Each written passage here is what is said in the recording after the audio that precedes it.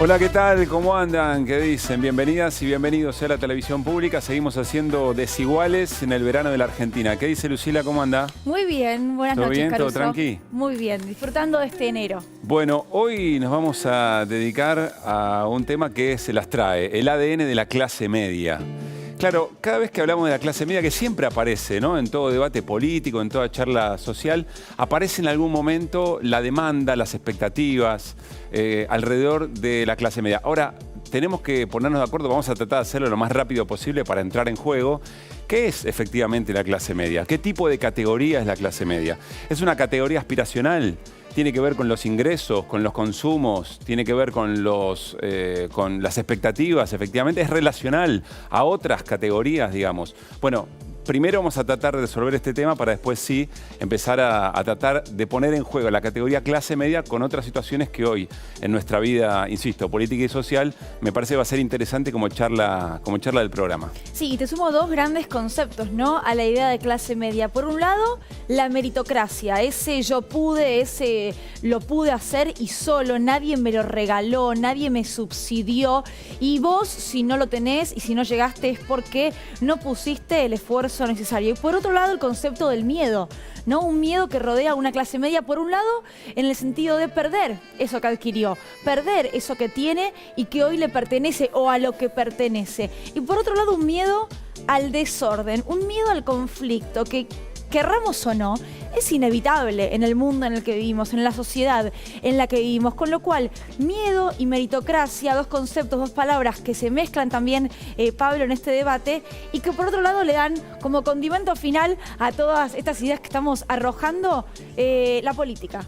Digo, ¿por qué la política quiere hacer pie, siempre quiere pisar, tener tierra firme en la clase media? Hay una operación política, para mí de las más efectivas en los últimos tiempos y quizá mucho más, que tiene que ver con hacer aparecer el interés de unos pocos como el interés de las grandes mayorías, digamos, ¿no?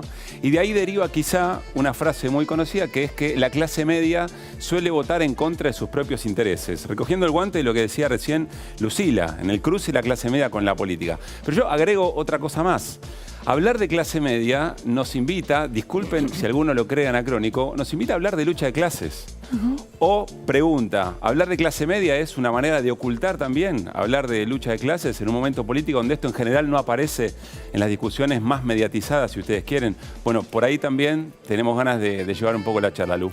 Interrogantes sobran. Como verán, en esta noche vamos a estar aquí acompañados por Daniel Lipovetsky y por Jorge Altamira y como siempre por nuestro compañero Darío Stanraiver. ¿Cómo va, Darío?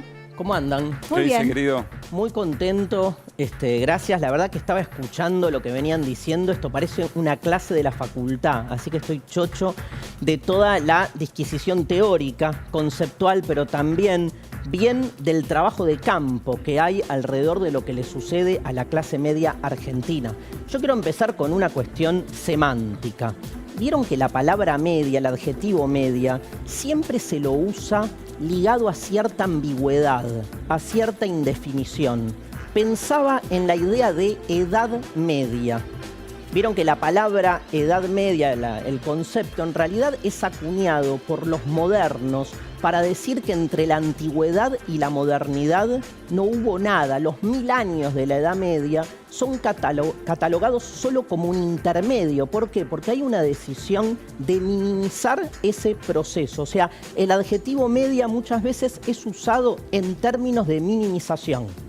Otro uso que quiero rescatar es un uso que como docente, estoy más que acostumbrado, que es la idea de enseñanza media. El famoso secundario. ¿Saben por qué al secundario se le dice enseñanza media? Porque está en el medio. Es increíble, pero es por eso, porque está en el medio entre la primaria y la universidad. La primaria y la universidad como dos momentos donde pasa algo, dos momentos sustantivos. En la primaria se aprende la lectoescritura y en la universidad se aprenden especializaciones, salidas laborales. ¿Y en la secundaria qué? ¿Qué pasa en ese intermedio de nuestros chicos y chicas de 13 y 18 años? Parece justamente un espacio de transición donde no pasa nada, por eso se le dice enseñanza media.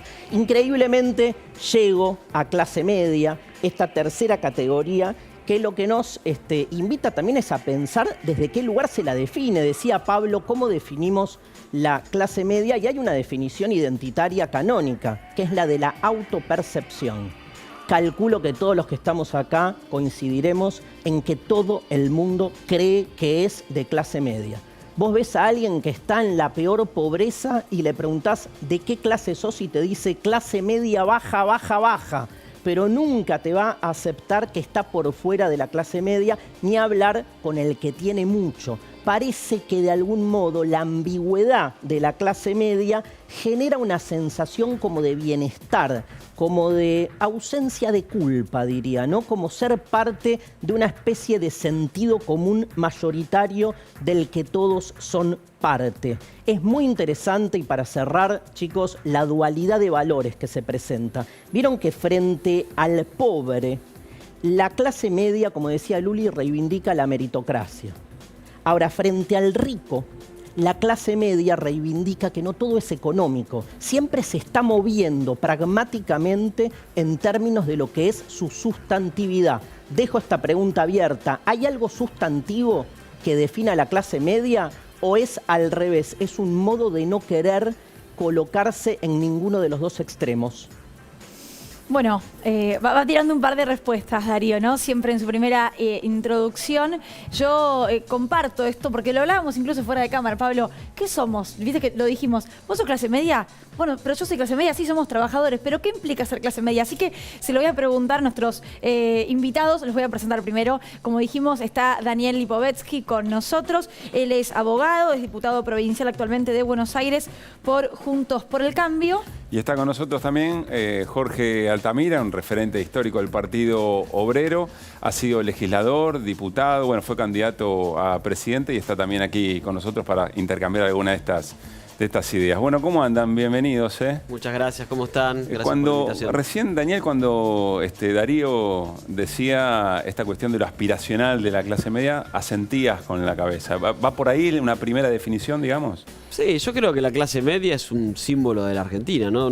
Por lo menos de la Argentina inserto en América Latina, ¿no? Está claro de que los países de Latinoamérica, siempre Argentina se caracterizó, a diferencia de otros, de tener una clase media importante y que de alguna manera también es un símbolo de cierta movilidad social ascendente, de la universidad pública de acceso irrestricto para quien quiera estudiar. Me parece que son cosas que ayudaron a que esa clase media se desarrollara, un proceso industrialista que se dio en la década en el siglo XX sobre todo, y que por supuesto hoy está en crisis, ¿no? Está claro que hoy, cuando vemos los números y vemos que hoy tenemos un 50% de pobreza, está claro que parte de esa pobreza que hoy tenemos es gente que pasó de ser de clase media a clase baja, y es por supuesto lo que hay que tratar de reconstruir, ¿no? Volver a la movilidad social ascendente y volver a que tengamos una clase media que es creo que uno de los símbolos de la Argentina. Apenas como una introducción, Jorge, digamos, ¿no? Bienvenido, por supuesto. Muchísimas gracias. Tiene que ver con ingresos, Buen tiene que ver año con la aspiración. para todos. Gracias, Jorge. No, en primer lugar, cada clase social vive subjetivamente de un modo diferente su condición. Tenemos primero que definir esa condición, después entrar en cómo cada uno lo vive. El concepto de clase media es un concepto ambiguo, manipulador y al mismo tiempo relativamente real. ¿Manipulador por qué? Porque el concepto de clase media en la sociología académica pretende anular el antagonismo entre la clase obrera y la burguesía. Entonces nos clasificamos por ingresos y la diferencia entre Elon Musk, el dueño de Tesla, y yo es que él tiene 85.000 millones de dólares y yo tengo 85 pesos. ¿Está claro? Pero somos de la misma clase social, ¿no es cierto? Él se da unos lujos que yo no me puedo dar. Esa es una forma de... Fue un ataque al marxismo. Claro, te iba a decir que la lucha de clase, ¿cómo se inserta en esa definición? ¿No es cierto? Que es una estructura. Pero hay algo de real. Es decir, en toda manipulación hay un elemento de realidad. ¿Cómo llamábamos en el pasado a la clase media? Pequeña burguesía. Era el dueño de un pequeño emprendimiento. Y lo que lo caracterizaba es que era independiente. ¿Por qué digo esto? Porque hoy hablamos mucho de las pymes, pero en realidad la inmensa mayoría son tercerizadas, subcontratistas de las grandes empresas.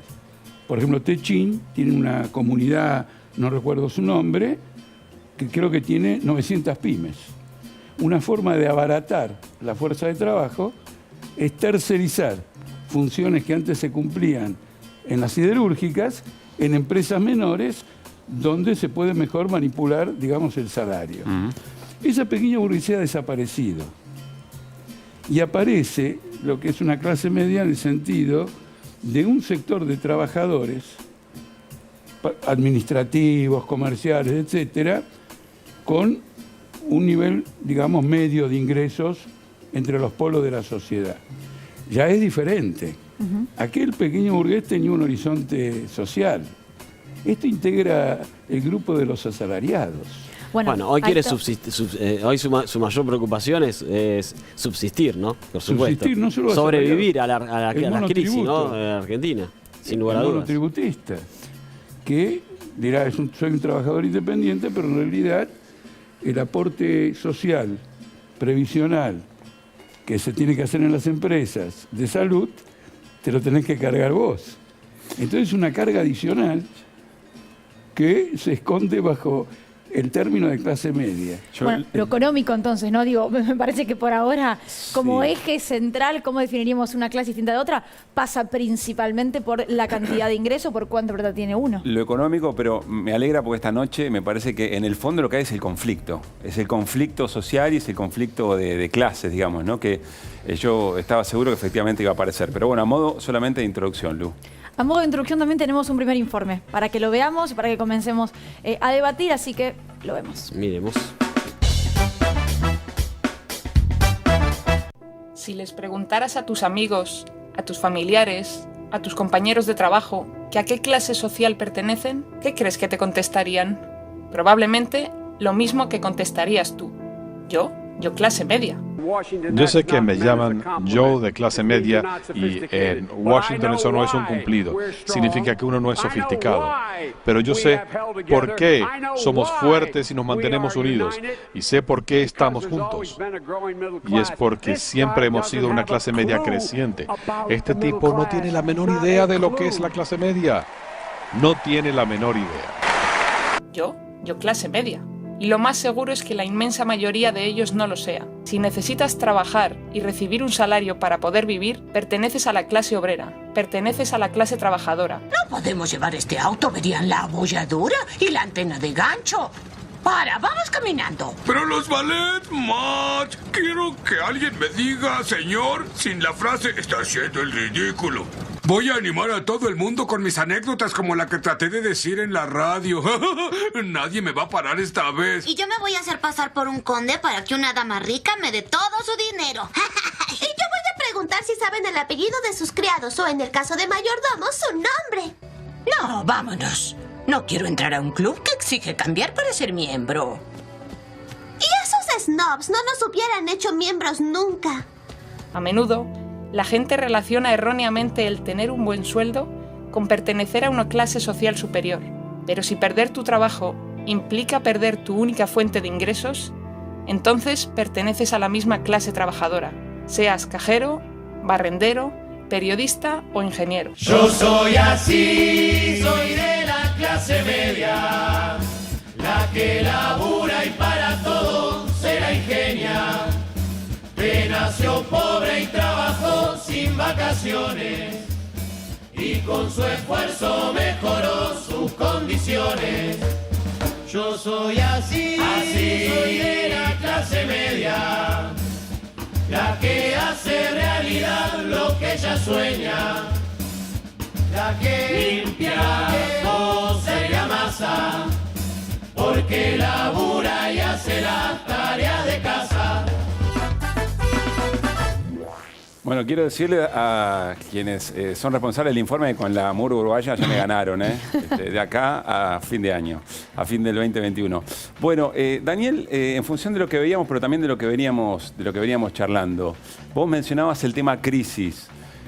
¿Crees que, digamos, la idea de clase media aparece mucho más fuerte cuando hay crisis porque hay miedo a no tener que, o en todo caso, pertenecer a la clase media te da qué tipo de seguridades en términos de lo que cada uno percibe de su propia situación? Bueno, en la Argentina de hoy no creo que te dé muchas seguridades, casi seguramente, salvo la clase acomodada. Decís digamos, la de hoy, decís la de hoy en la de hoy, no, no es un tema puntual de hoy, del 2021, lo puedo haber dicho en el 2015 o lo puedo haber dicho en el 2017. Bien. La realidad es que, por supuesto que venimos en un proceso donde la pobreza ha aumentado en la Argentina, por lo tanto nadie seguramente de clase media se siente hoy seguro de no poder hoy siempre pertenecer a esa clase. Me parece que tiene que ver justamente con unas crisis recurrentes que ha tenido el país y que nos han llevado a este nivel de desigualdad histórico, niveles históricos tan altos, y que me parece que es justamente que no le da seguridad a nadie que esté en la clase media poder hacerlo. Por supuesto que después, yo por eso mencioné, sin querer decir que toda la clase media son universitarios, pero sí para introducir el tema de educación, me parece que es la clave en un montón de cuestiones que no te van a dar seguridad, pero te pueden dar más herramientas para poder luchar contra, por ejemplo, las crisis que hemos vivido. Y en ese marco, por supuesto que fortalecer la educación pública siempre es una de las claves, no solamente a nivel universitario, sino también a nivel secundario, como decía Darío, y también me parece que lo que tiene que ver con el rol que están cumpliendo hoy las universidades públicas, que antes no cumplían, que no es solamente dar educación universitaria, sino también, por ejemplo, enseñar oficios, que me parece que son salidas laborales que pueden permitir de alguna manera justamente fortalecer una clase media que viene justamente perdiendo cada vez más importancia. Pensemos que hoy la Argentina, te diría que está casi dividida en clase media y clase baja, más un porcentaje muy pequeño que la clase alta argentina. O sea, que para vos, por lo que venís diciendo, para vos clase media remite a calidad de vida, digamos. No, es ubicación de alguna... No tiene que ver con la calidad de vida, sino, digamos, es la autopercepción. Por supuesto que hablamos de cada uno, pero también de alguna manera en cómo uno los instrumentos para desarrollar alguna vida en sociedad, no tanto en la calidad, porque en definitiva seguramente la sensación de calidad de vida la determina en tu calidad de vida cómo uno la perciba, ¿no? Porque alguien puede estar en clase baja y percibir que tiene una alta calidad de vida, eso me parece que es una autopercepción. Sí. Pero sí creo que de alguna manera, por supuesto que la clase media es una situación donde vos tenés por ejemplo, una capacidad de ingreso que permita que tu familia pueda tener no tenga tanta dificultad para llegar a fin de mes, como hoy ocurre, o que tengas un empleo, que hoy también hay 3 millones de personas o más que hoy no tienen empleo en la Argentina. Por lo tanto, me parece que todo ese marco te da que la clase media, por supuesto, se haya ido achicando en ese sentido. Pero no es solamente una valoración económica, sino también de alguna manera es una valoración social, porque seguramente mucha gente que, como lo vimos en el informe y lo decía también Darío hoy, muchos se autoperciben como clase media sin perjuicio de que hoy tengan ingresos que no permiten de alguna manera llegar a dar todas las lo aspiracional de uno de cuando uno se considera clase media. Jorge, ¿cualquier trabajador es un integrante de la clase media? ¿Cualquier persona que percibe un salario? Creo que ya en este nivel de la conversación ya el concepto de clase media no nos conduce a ningún lado. A ver, ¿por qué? Porque ¿qué importa que uno gane más, el otro gane menos? Podemos conversar toda la noche sobre eso. El valor de analizar a las clases de otro modo es explicar el conflicto social, el desarrollo social y el conflicto político. Es decir, yo me veo con tal aspiración. ¿Qué significa para la sociedad argentina ese fenómeno? ¿Cómo intervengo? Le voy a dar un ejemplo. Hay un obrero que gana 150.000 pesos, es especializado. Y hay otro obrero que gana, digamos, la mínima de 30.000 pesos. Forman parte de un colectivo. Nunca ese ganaría los 150.000 pesos solo por su calificación, sino porque pertenece a un colectivo que en conflicto con la patronal, la empresa o lo que fuere, desarrolla intereses comunes. Y naturalmente, el que tiene menos calificación va a ser remunerado por debajo del que tiene mayor calificación, pero es un colectivo que interviene. Y en la medida que interviene, modera la conciencia social. ¿Tiene algo, Jorge? ¿Tiene algo de disolución del conflicto, tal como te estoy escuchando, como que el concepto de clase media me remite incluso a la frase de Marx del opio, ¿viste? Como que tiene un efecto hasta narcotizante de pero decir... hace poco... De ocultar el conflicto, dice Darío. Pero hace poco fuimos más lejos que eso. Acá todos fuimos enseñados en la escuela primaria, el pueblo quiere saber de qué se trata, ¿cierto? ¿Se acuerdan? 25 de mayo, el Cabildo, el pueblo quiere saber de qué se trata. En esta lucha de ideas, la palabra pueblo desapareció y vino la palabra gente. La gente dice, la gente va, la gente... ¿Qué es la gente? Es un concepto completamente abstracto. La clase media no se Ustedes son identifica, gente, yo ¿no? soy gente, todos somos gente. Pero ¿cómo nos relacionamos las gentes entre nosotros? Que es la construcción de la sociedad, del conflicto y de la superación de las contradicciones. ¿Por qué? Si un exportador agroindustrial deja el dinero en las cuentas de Nueva York o en Londres y eso perjudica ostensiblemente a los trabajadores, a la clase obrera, etcétera, tengo definido un conflicto. Si me ocultan las cuentas de una empresa y me dicen que no están ganando, cuando ganan como nunca, pero lo dicen para bajar el salario del trabajador, tengo un conflicto que va a intervenir en todo eso. La caída de los ingresos de la clase media asalariada está vinculado a lo que le está ocurriendo al conjunto de la clase obrera. Diría que casi es dependiente de ella. A ver, aguanta un cachito de Jorge. Quiero preguntarte esto, porque Jorge plantea algo que, por lo menos para mí, es sumamente interesante, que refrenda un poco a Darío. O sea, hablar de clase media a veces nos puede llevar al problema serio de esconder el conflicto de clase, digamos, ¿no? Vos, desde la formación político-partidaria que tenés, que no se lleva muy bien con esas categorías, digamos, ¿cómo recibís lo que dice Jorge? Parece que, a ver, los conflictos en la Argentina, de conflictos de clase que en la Argentina existen y han existido, también integra la clase media, participa la clase media. Incluso los conflictos sociales que han surgido un montón de veces en la historia de la Argentina, muchos han tenido una participación muy activa de la clase media. Por lo tanto, yo no sé si definirlo como que la clase media oculta esos conflictos. Me parece que participa de alguna manera. Después, por supuesto, puede ser un análisis más filosófico de la teoría marxista sobre si eso es exactamente la definición teórica del conflicto social o del conflicto de clases, pero sin lugar a dudas que esas teorías que quizás fueron elaboradas en sociedades donde la brecha entre ricos y pobres era enorme y la clase media era muy embrionaria, en la Argentina tiene una diferencia que justamente que la clase media, que es una clase media importante, que participó de muchos conflictos sociales, incluso muchas veces de alguna manera posicionándose, por ejemplo, a favor de la clase obrera. Jorge decía clase obrera, o decir la clase baja, como quiera definirlo. Se me ocurre el cordobazo, por dar solo un ejemplo. Ahora, me surgen dos preguntas. Voy a ir a la primera. ¿Clase obrera como tal, como clase social, existe en la Argentina o hablamos de clase baja? Porque traduciéndolo al inglés y demás, se puede hablar de una clase trabajadora. ¿Pero en Argentina existe una clase social que es la trabajadora o es una baja y media? Pero primero creo que va a ayudar a poder ser más claro. Acá no se trata de que la clase media esconde conflictos. La clase media no esconde ningún conflicto.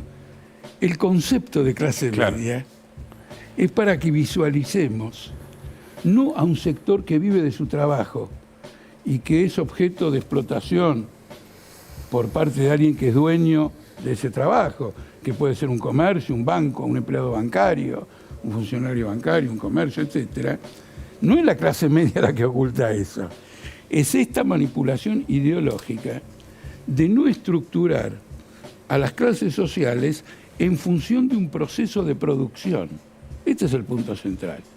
El FMI, que debe compartir la idea de que todos somos clase media, cuando va a los bifes, no aplica a la clase media.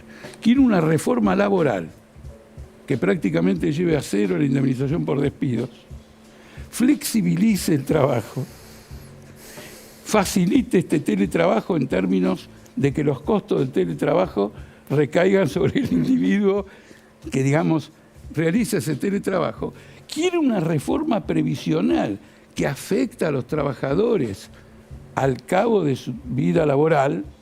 Es decir, todo lo que quiere el FMI en función de los grandes intereses tiene que ver con un sistema de explotación.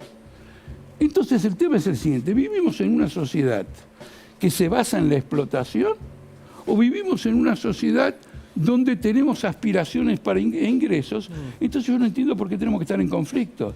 Porque créete una cosa, si vos ganás más que yo, me importa un bledo. Pero usted cree Si que el problema es ese, pero, Alan, mira, porque ¿usted finalmente cada uno ganará diferente. Otra cosa, la universidad. Yo he ido a la universidad como parte de la clase obrera. Y el fenómeno en los años 50, 60, etcétera, era el ingreso de trabajadores a la universidad, donde se capacitaban. Lipovetsky hizo una observación que me interesa destacar. Se refiere a que la universidad te enseña oficios. Eso forma parte de toda una orientación de los años 70 en adelante que consagra la descalificación del título académico. Entonces, por ejemplo, en muchos lugares que no se paga arancel para ingresar a la universidad, hay un ciclo de 3 años, ¿no es cierto?, que te da un título de oficio o lo que fuere, y empieza el arancel después.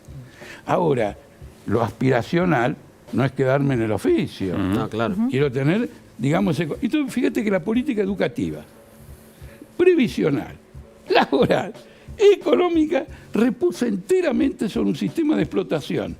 ¿Valen las categorías que lo ocultan? No valen. Está muy bien. Quiero una cosita nada más. No, antes del segundo informe. Daniel decía muy bien, provocativamente, que algo de las categorías marxistas ya no explican la realidad contemporánea.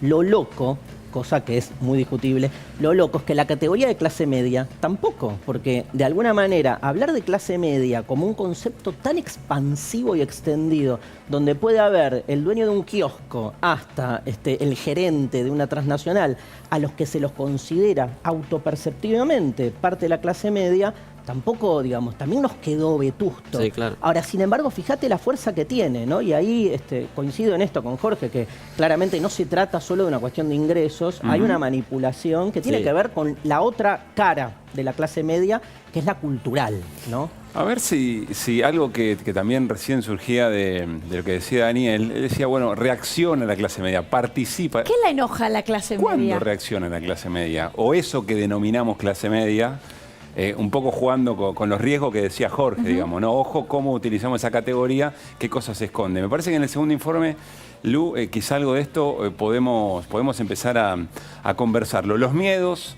la meritocracia, todo esto vinculado con lo que estamos charlando acerca del ADN de la clase media en este segundo informe. Dale. La clase media no quiere ser lo que es, clase media. La clase media quiere ser clase alta. Y la clase media no quiere ser clase pobre, no quiere ser pobre, tiene terror a ser pobre. Este es un esquema existencial durísimo.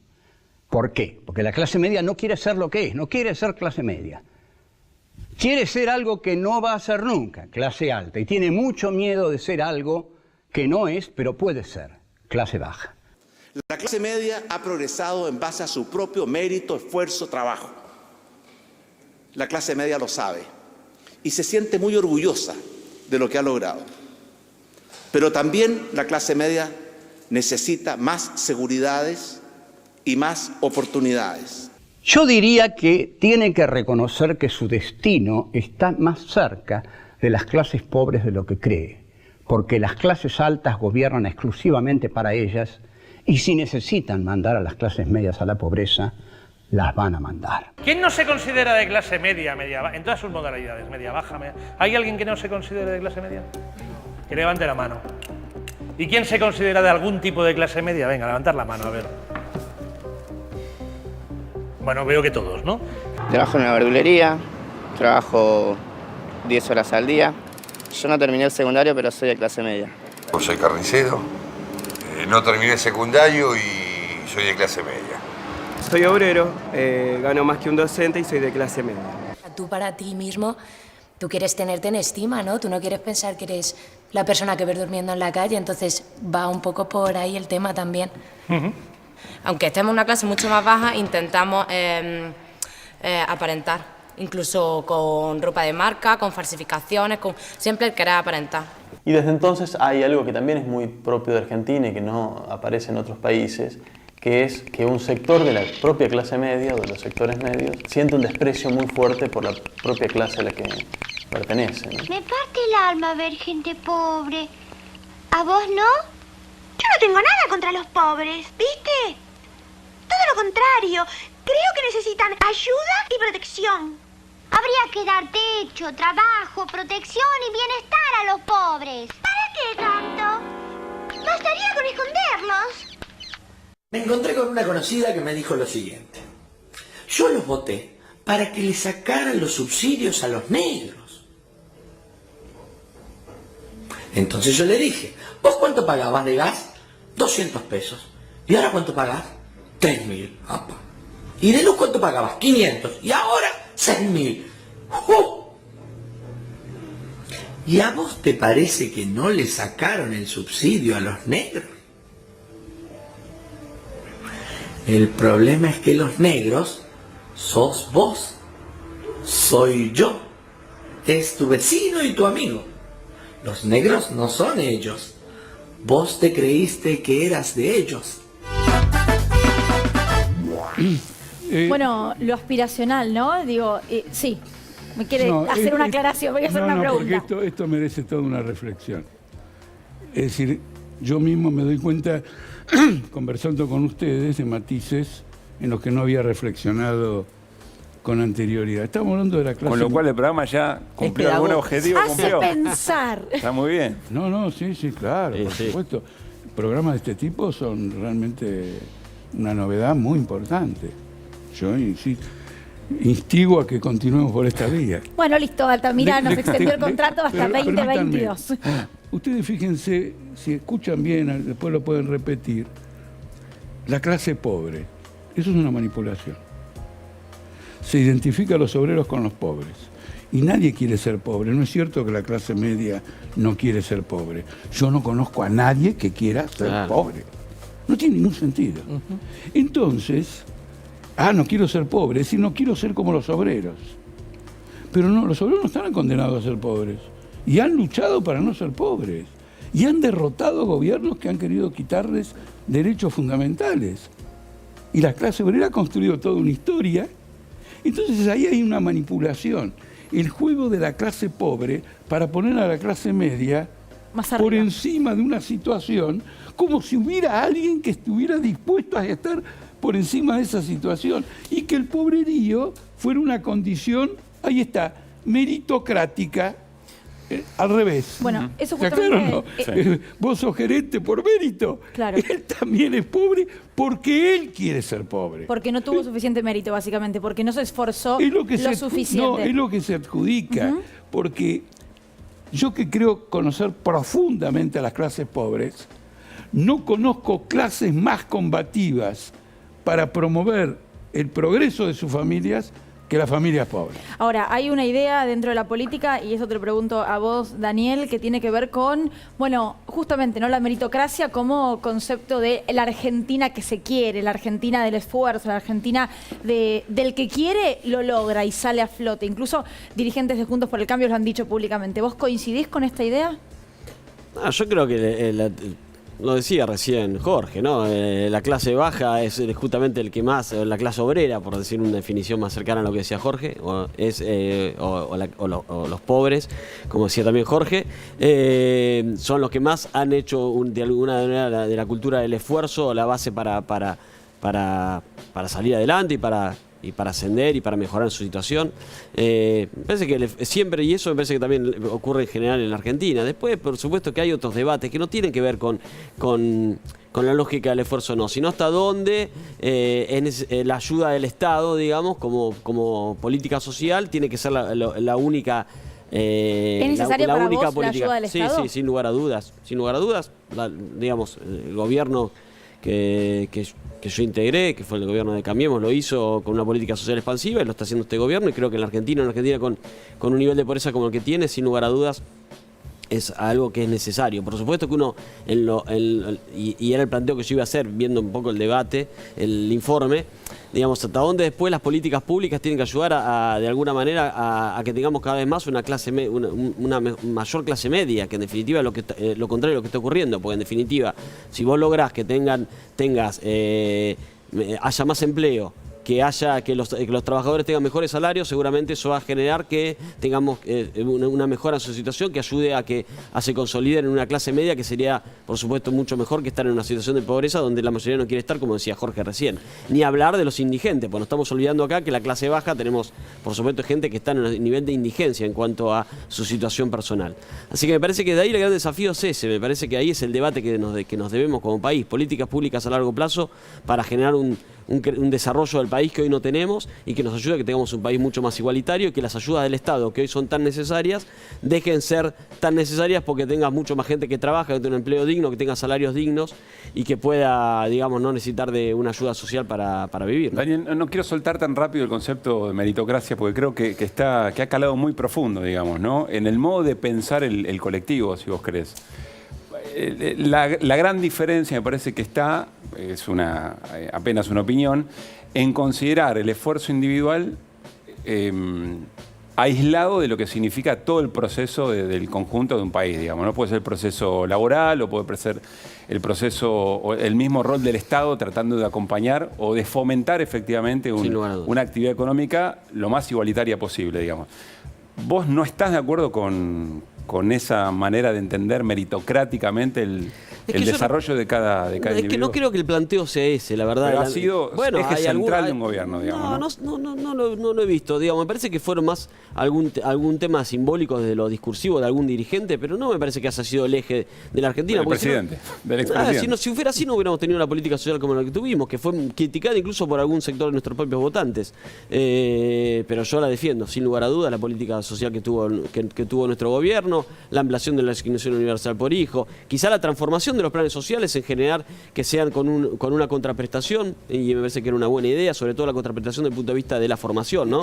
Que el que recibe un plan social, por ejemplo, acceda a una capacitación en forma de oficios para tener una mejor salida laboral, que es la clave, ¿no? La realidad es que, mira, yo soy platense, camino a mi ciudad todos los días y uno ve, sobre todo en las zonas más periféricas, muchos jóvenes, sobre todo, que hoy no estudian ni trabajan, y me parece que la clave es cómo hacemos para generar que esos jóvenes tengan una visión más de futuro, y para eso, por supuesto, que puedan tener una formación, y me parece que es clave el rol del Estado en ese marco. El Estado no puede mirar para el costado en esto, y cualquier gobierno no puede mirar para el costado. Es parte de las políticas públicas un Estado presente en ese marco, que incentive, que apoye, que ayude, y me parece que esta es la clave. No hay manera. Las soluciones individuales en un país con la desigualdad como tiene Argentina son imposibles, para mí, en mi opinión, salvo casos muy particulares que podés encontrar. Uno mirá este ejemplo, pero es un caso de los cientos de miles que no tienen las mismas condiciones por un montón de razones, que no las tienen y por lo tanto necesitan de alguna manera el acompañamiento desde el punto de vista de las políticas públicas. Quiero más que nada volver al tema de las ambigüedades. A mí me parece que se juega mucho la idea de la ambigüedad de esa clase media que por un lado es meritocrática, Pablo, lo vemos, estamos de acuerdo con esa idea, pero hasta un límite, ¿viste? Porque tampoco en la clase media hay una idea así de ultra meritocracia economicista. Digo, no quieren ser oligarcas. O sea, no hay un límite, hay una frontera frente a lo que me parece que se juegan otro tipo de valores, como que frente al millonario, la clase media dice esto es mucho, ¿viste? O sea, siempre, obviamente una diferenciación con la pobreza, siempre, ¿sí? Pero también una diferenciación con el otro extremo. Se juega algo en esa ambigüedad. Lo mismo lo que marcaba Daniel es re grosso en relación al Estado. Para la clase media, para la cultura de clase media, vale siempre mucho más el mérito individual que el subsidio del Estado. Sin embargo, hay lugares donde no se duda para la clase media que el Estado tiene que intervenir, estar presente. Por ejemplo, la universidad pública, por ejemplo... hoy la salud, digamos. La salud. Entonces, esa ambigüedad, como medio jorobaba yo al principio, es muy, para mí, de tentatoria de esta idea que, como decía Jorge al inicio, rompe la idea de clase, porque justamente clase media en términos conceptuales es medio un oxímoron, porque no tiene dónde encajar. Porque la idea de clase es, ¿sos dueño de los medios de producción o no sos dueño de los medios de producción? Y entonces ese concepto de clase hace que la idea de clase media se la vea claramente como una manipulación. No, quiero señalar esto. En el tema de la meritocracia quiero señalar dos aspectos. El primero, uno obvio, disimula a los que tienen una riqueza absurda. El dueño de Amazon, el dueño de Tesla, etcétera, es mérito. De ninguna manera. Te financiaste en el mercado, la Reserva Federal te dio subsidios, a tasa de 0% de interés, emisión monetaria. Hay todo un sistema. Ustedes saben que los norteamericanos han recibido 1 billón de ayuda social, 1 billón nuestro, no, 1.000 millones de ayuda social. Y las grandes empresas y los bancos, 25 billones. ¿Dónde está la meritocracia? Dame 25 billones a mí y yo te demuestro lo que hago con la meritocracia mía. La clase capitalista es un fenómeno social. Se desarrolla y crea sus relaciones. El que nace ahí tiene meritocráticamente más posibilidades de tener una casa de campo, estadísticamente, que el que nace en otra clase social. Ese es un aspecto. Ahora, el que llevó a la práctica el concepto de meritocracia, realmente el único que se animó a ir a fondo fue Pinochet, que realizó uno de los objetivos más importantes de la clase capitalista, que es la abolición del convenio colectivo de trabajo, para ir al contrato individual. Cada uno se vale de sí mismo. Mano a mano con la empresa. Mano a mano con la empresa. El colectivo empresa trata individualmente con los trabajadores. Y entonces, ¿cuánto gano yo? Lo que te merezcas. Si producís más, si es un trabajo por pieza, más pieza por minuto, por hora o por lo que fuere, ganás de otra forma. Todo el armado ideológico tiende a crear un contexto de ideas para aplicar una tasa de explotación mayor. Y déjenme introducir un tema en esto. En cierto modo, en el futuro, cuando probablemente nosotros no existamos, algunos que ven este programa dicen, mirá, estaban en el aire los de antes. ¿Cómo podemos hablar de ascenso social en la crisis capitalista más grande de la historia? Las políticas públicas son las de Trump y de Biden. 25 billones de asistencia a la bolsa, a las compañías financieras. Esa es la política pública. Si la guita se va ahí, ¿a dónde fue el dinero que se entregó a las empresas acá en Argentina? ¿El dólar sube solo, uno sopla y sube el dólar? No, son los pesos que hizo circular el gobierno en apoyo a empresas, porque los trabajadores consumieron enteramente lo suyo, la parte que les tocó, que eran 10.000 pesos, digamos, y no todos, quiero decir, aquellos que estaban sin un trabajo. Entonces, yo quiero mostrarles a ustedes Redondeemos, Jorge, así vamos al informe. Redonde breve y vamos al informe. El trabajo político que hay para crear una conciencia reaccionaria en torno a los problemas sociales. Bueno, usted recién mencionaba a los Estados Unidos, habló también de Chile con Pinochet. Vamos a escuchar a Owen Jones, él es columnista de The Guardian en Reino Unido, para que veamos que esta discusión, este debate se da en todo el mundo. Una entrevista que hicieron especialmente para Desiguales.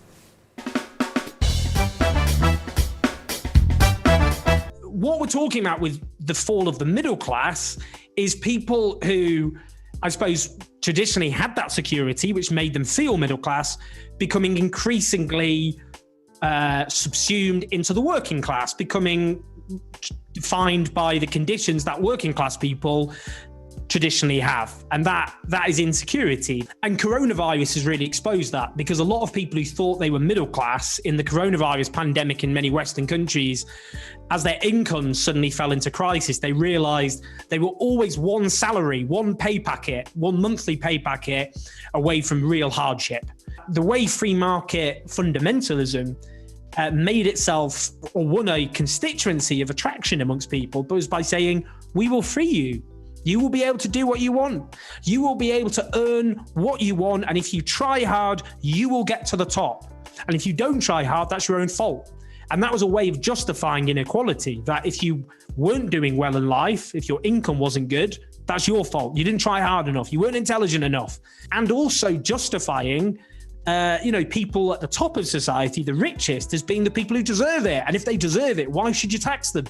Because you're just taxing their hard effort, when in reality, those at the top of society get there because of huge amounts of state support. So I think that stripping away of security is part of a way of justifying inequality, to say, we will take away your protections, but that will mean if you try hard, you'll be able to make more money. This decline in security only benefits those at the top. Bueno, ahí compartíamos la palabra, una entrevista exclusiva, como decía Lucila, para Desiguales de Owen Jones, un periodista muy destacado, un columnista de The Guardian, del periódico inglés. Me parece que abordaba bastante el tema de la meritocracia, que ya lo charlamos. Y también es interesante, lo señalaba Lucila hace un rato, diferencia clase media de la clase trabajadora. Con lo cual ahí me parece que hay una pregunta que está un poco en el aire, es si efectivamente, disculpen otra vez el anacronismo, si la clase media carece de conciencia de clase, digamos, ¿no? Es decir, si se reconoce efectivamente trabajadora y en función de eso asume los conflictos que tiene por delante como tal.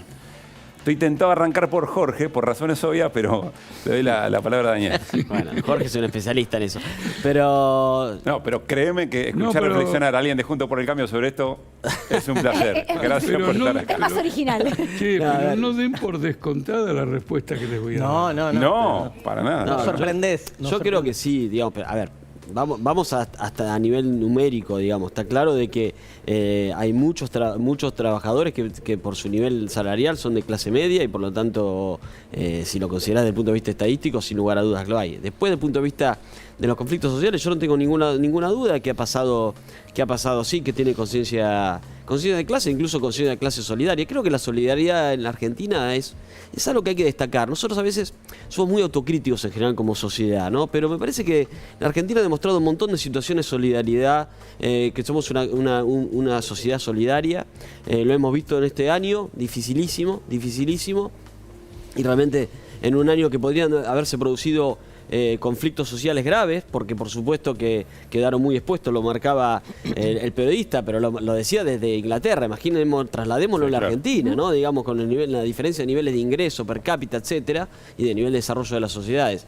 Entonces, de ahí me parece que la Argentina es un pueblo solidario, y en eso, por supuesto, la clase media tiene conciencia de clase y ha acompañado un montón de situaciones donde justamente quizá no lo afectaban tan directamente, pero sí afectaba, por supuesto, a los sectores más vulnerables de la Argentina. Y me parece que de alguna manera las políticas públicas que se desarrollan tienen que ver con eso. La gente, cuando elige sus representantes, los elige pensando en eso, y no por algo la Argentina tiene una política. Los gobiernos que han pasado, nuestro gobierno también lo incluyo, y por supuesto el anterior, el de Cristina Fernández de Kirchner, y el actual, tiene una política social expansiva, sin lugar a dudas, activa y presente. Pero ahí hay Entonces un tema, me parece que de ahí es de alguna manera lo que la mayoría del pueblo argentino decide cuando elige. Después con matices, sí. No en todo vamos a coincidir, nosotros tenemos mucha diferencia con el gobierno actual, sin lugar a dudas, pero hay ciertas cuestiones que me parece que hoy en la Argentina, la asignación universal por hijo que implementó la expresidenta Fernández de Kirchner fue una propuesta original de Elisa Carrió, que hoy pertenece a Juntos por el Cambio. Por lo tanto, me parece que ahí hay cuestiones que tienen que ver con que la mayoría del pueblo argentino valora a quienes de alguna manera tienen una política social y conciencia social, sin lugar a dudas. Eso, Daniel, me lleva directamente, y ya le voy a dar la palabra a Jorge, a la pregunta de si la clase media entonces es la que te define la elección. La clase media es la que te hace inclinar la balanza por un lado o para el otro, dependiendo de qué, además.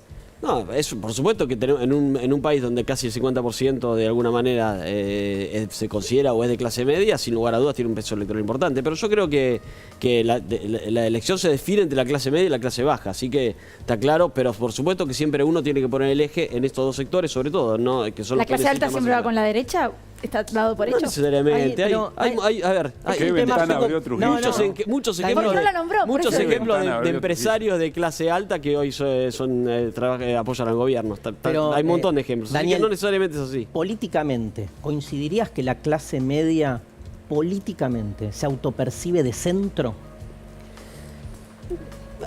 o progresista, diría yo. No sé, progresista, yo creo, mira, me parece que hay de todo. Me parece que la clase media hoy expresa las divisiones de la sociedad, ¿no? Esta división hoy profunda, sobre todo la famosa grieta. Me parece que la clase media pasa eso. O sea, hay una clase media de izquierda y una clase media de derecha Sí, también. Digamos. En definitiva, a mí no me gusta mucho la izquierda y la derecha como definiciones estrictas, ¿no? Porque en definitiva me parece que hoy en general la sociedad argentina tiende a evitar los extremos. Me parece que hay un gran parte. Después, por supuesto, hay gente que apoya un extremo y otro, pero en general me parece que la gran mayoría tiende a evitar los extremos y yo estoy de acuerdo con esa línea. Y me parece que en definitiva en los resultados electorales se ve eso. Tanto en el 2015 como en el 2019, los gobiernos que apostaron a la polarización perdieron la elección. Tanto el kirchnerismo en el 2015 como en el 2019 nuestro gobierno apostaron a la polarización y perdieron. Quiere decir que la mayoría valora más los candidatos que son más de centro y eso me parece que es clave en cualquier política, digamos, de comunicación política, ¿no? ¿Por dónde arrancará Altamira a contestar? Yo lo único que quiero decir es me gustaría pedirle a la producción que no dejemos de pasar el tercer informe, que para mí, para este momento de la charla, es muy rico. Pero la estrella pide informes, nos llegamos, bueno, pide informes ahora, Albano, ¿qué le pasa? A ver si podemos llegar. Observaciones. Sí. Quiero decir lo siguiente, si todo el mundo trata de evitar los extremos, el día que llegan los extremos quiere decir que era la única realidad. Porque trataron de evitarlo y no pudieron. ¿Está claro? Primer punto. Son las rebeliones populares que recorren. No, yo que la mayoría, igual no todos, pero bueno, está bien. Son las rebeliones populares, hemos visto Estados Unidos, Brasil, Europa. Es un reguero. Según una estadística, hemos batido como humanidad el récord histórico de movilizaciones en el mundo. Nunca se han registrado tantas movilizaciones como en los últimos 5 años. Esto es una cosa francamente impresionante. Este es el primer, digamos, aspecto que quiero señalar, digamos, como un aspecto El tema polémico. es reivindicando qué, El otro Jorge, aspecto ¿no? es el siguiente. La asignación universal por hijo ni la inventó Carrió, ni Cristina se la copió a Carrió.